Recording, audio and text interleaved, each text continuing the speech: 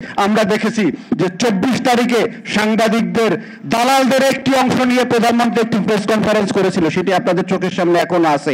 তারা কি বক্তব্য দিয়েছিলেন, সেইখান থেকে এসে আমাদের বিপক্ষে প্রেস ক্লাবের সামনে তারা সমাবেশ ডেকেছিলেন। আমরা সেদিন বলেছিলাম যে এই সমস্ত সাংবাদিক নামধারী দালালদেরকে আজকে আপনারা বয়কট করুন, কারণ যারা দালাল তাদের সাংবাদিকতা করবার অধিকার নেই, তারা দালালি করবে, আর সাংবাদিকরা কখনো দালালি করবে না। উপস্থিতি, আমরা সেদিন থেকে রাত্রে আমরা বাসায় ঘুমাতে পারিনি কয়েকদিন। সেই 18 জুলাইয়ের পর থেকে আমরা এই প্রেস ক্লাবে দিনের বেলায় থাকতাম, রাতে হাঁটার দূরত্বে আমরা রাত্রে অবস্থান করতাম, আবার দিনে এখানে আসতে হবে, বাসায় গেলে আমাদের ধরে নিয়ে যাবে, এরকমের একটি শঙ্কা ছিল।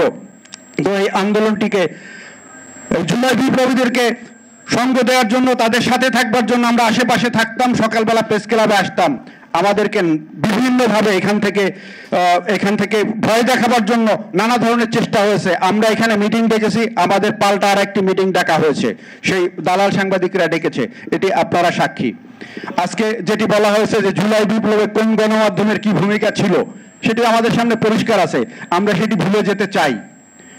সেটি আমরা ভুলবো তখন যখন আপনাদের কাজের মধ্যে দিয়ে প্রমাণ করবেন যে আমরা ভুল করেছিলাম জুলাই বিপ্লবের আগে। ভুলের জন্য আপনারা যখন ক্ষমা চাইবেন, আপনারা যখন এদেশের জনগণের সাথে দাঁড়াবেন, এদেশের রাষ্ট্রের পক্ষে দাঁড়াবেন, তখন আমরা সেটি ভুলে যাব।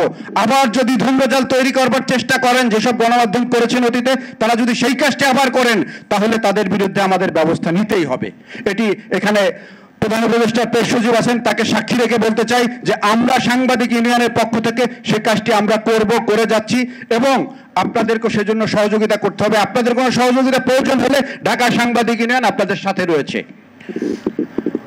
আজকে যারা আহত হয়েছেন, নিহত হয়েছেন, তার সাথে আমাদের 5 জন সাংবাদিক রয়েছেন যারা এই জুলাই বিপ্লবকে কাভার করতে গিয়ে শাহাদাত বরণ করেছেন।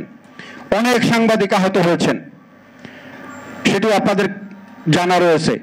যারা আহত হয়েছেন, এই জুলাই বিপ্লব সফল হওয়ার আগে আহত সাংবাদিকদেরকে কোনো গণমাধ্যম থেকে চাকরি চুক্তির হুমকিও দেওয়া হয়েছিল, সেটিও আমাদের কাছে রয়েছে। আজকে সেসব গণমাধ্যম মালিকদেরকে আমরা একটু বিনয়ের সাথে বলতে চাই যে ভুলটি করেছেন আপনারা। আপনাদের গণমাধ্যমে যেসব ফ্যাসিবাদের দোষর রয়েছে, আপনারা সেই জুলাই বিপ্লবের চলাকালীন তার আগে সেই ফুটেজগুলো দেখে যারা দালালি করেছে তাদের তালিকা করে আপনারাই বের করে দিন। আমরা আপনাদের এখানে আসবো না, আর যদি সেটি না করেন তাহলে সেই ভূমিকা আমাদেরকে নিতে হবে। এটি আমি আবারও আমার জায়গা থেকে আমি পরিষ্কার করে দিলাম।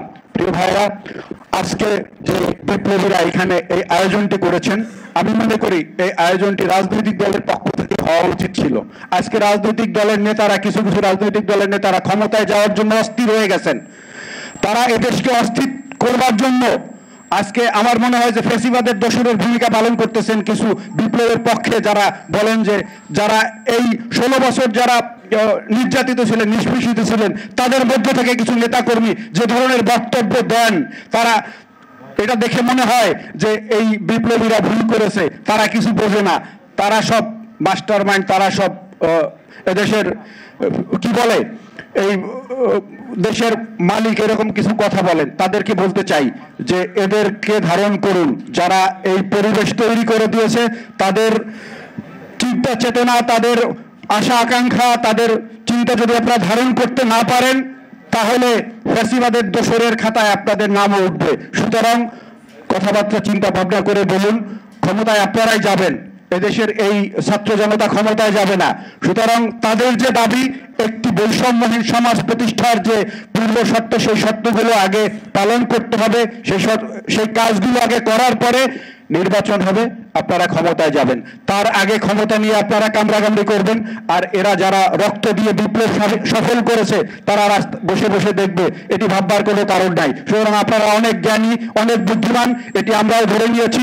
কিন্তু যারা রক্ত দিয়েছে, যারা এই বিপ্লবকে সফল করেছে, তাদের চিন্তা চেতনাকে যদি ধারণ করতে না পারেন, তাহলে আমরা বলবো যে এই ক্ষমতার রাজনীতি আপনারা বেশি দিন করতে পারবেন না। সুতরাং আসুন আজকে আমরা এই বিপ্লবীদেরকে ধারণ করি, যেই বৈষম্যহীন সমাজ প্রতিষ্ঠার জন্য এরা রক্ত দিয়েছে, যেই বৈষম্যহীন সমাজ প্রতিষ্ঠার জন্য এরা আজকে চোখ দিয়েছে, পা দিয়েছে, হাত দিয়েছে, তাদেরকে বুঝতে চেষ্টা করুন। আমরা যদি সেটি বুঝতে পারি তাহলেই মনে করি এই বিপ্লব সফল হবে, বাংলাদেশ তার লক্ষ্যে পৌঁছবে, রাষ্ট্র তার পথ হারাবে না। সুতরাং আসুন, আজকের এই আয়োজকদের আবারও ধন্যবাদ জানিয়ে আমি আমার সংক্ষিপ্ত বক্তব্য শেষ করছি। আসসালামু আলাইকুম ওয়া রাহমাতুল্লাহ।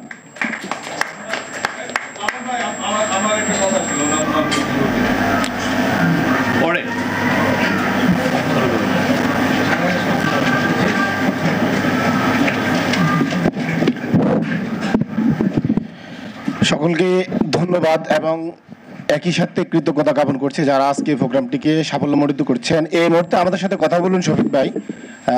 তার আগে আমি যারা উপস্থিত হয়েছেন সকলকে আরো কৃতজ্ঞতা, বিশেষ করে কৃতজ্ঞতা জ্ঞাপন করছি সাদিক কাইম এবং প্লাবন তারিককে, যারা এই জুলাই বিপ্লবের মহানায়ক এবং এই জুলাই বিপ্লবকে বাস্তবতায় রূপ দেওয়ার জন্য যারা সকল গণমাধ্যমে গিয়ে 9 দফা উপস্থাপন করেছেন।